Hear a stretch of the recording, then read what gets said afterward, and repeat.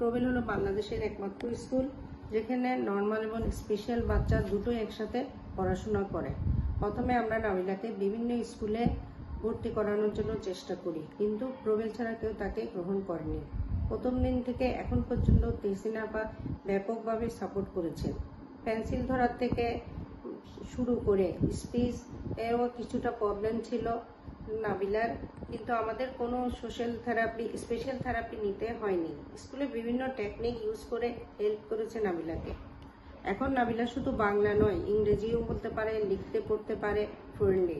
প্রতি বছর ওর জন্য স্পেশাল ক্যারিকুলাম প্রিপেয়ার করা হয় এবং প্রয়োজন মতো একবার শ্যাডো টিচারও দেওয়া হয়েছিল। এখন নাবিলা নর্মাল বাচ্চাদের মতনই সব পারে, এক কথায় ইন্ডিপেন্ডেন্ট।